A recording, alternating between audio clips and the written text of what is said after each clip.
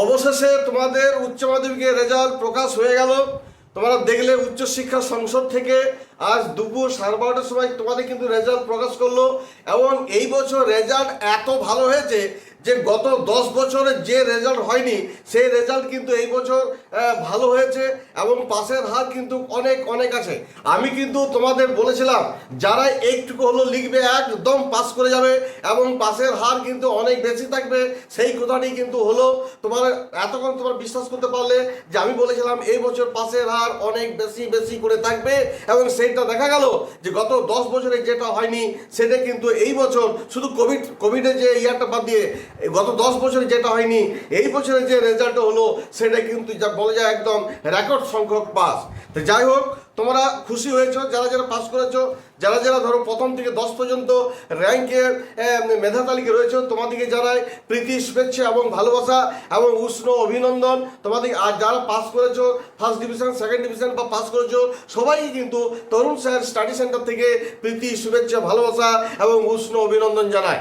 এইবার তোমাদের বলি যে তোমাদের 12:30টার সময় যে রেজাল্ট যে প্রকাশিত হলো তাতে কিন্তু মোট যে পরীক্ষার্থী মানে পরীক্ষা দিয়েছিল সেটা হচ্ছে 4,83,919 জন। এর মধ্যেই কিন্তু পাস করে গেছে 4,30,286 জন।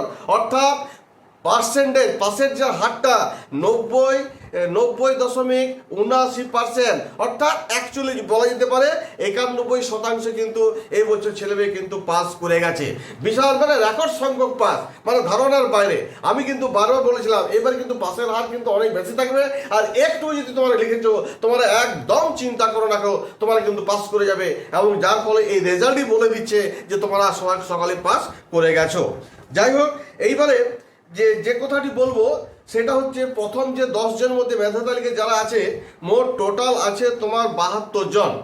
এইবারে জেলা ভিত্তিক আর ফার্স্ট প্রথমকে অধিকার করেছে মানে পাসের হার দিক দিয়ে সেটা হচ্ছে পূর্ব মেদিনীপুর, যেটা হচ্ছে 96% পাস করেছে।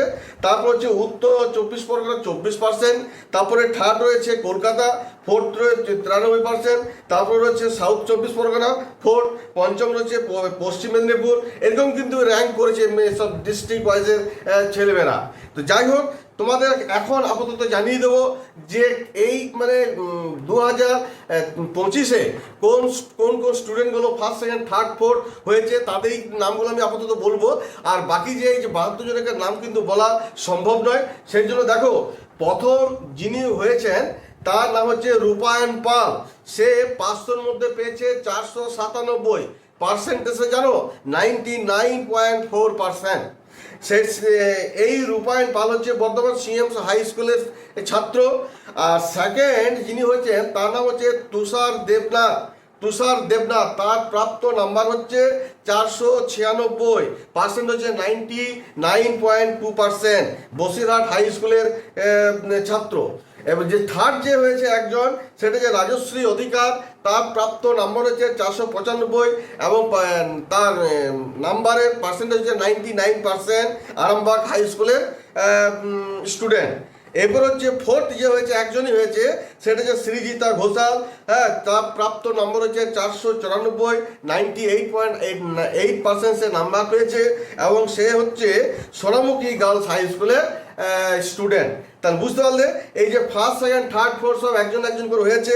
এবার যারা ফিফথে আছে 6 জন, সিক্সথে আছে 8 জন, সেভেন্থ হয়েছে 11 জন, এইথ হয়েছে 18 জন, নাইন্থ হয়েছে 17 জন এবং 10th হয়েছে 10 জন।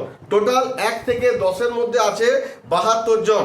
তাহলে তোমাদের যে কথাগুলি বলেছিলাম যে এই বছর কিন্তু পাসের হার কিন্তু অত্যধিক পরিমাণে থাকবে, যেটা গত 10 বছরের তুলনায় শুধু কোভিড ইয়ারটা বাদ দিয়ে এই বছর দেখা যাচ্ছে যে একদম পাসের হার কিন্তু অনেক 91% হয়েছে এবং অনেক অনেক ছেলে মেয়ে কিন্তু পাস করে গেছে।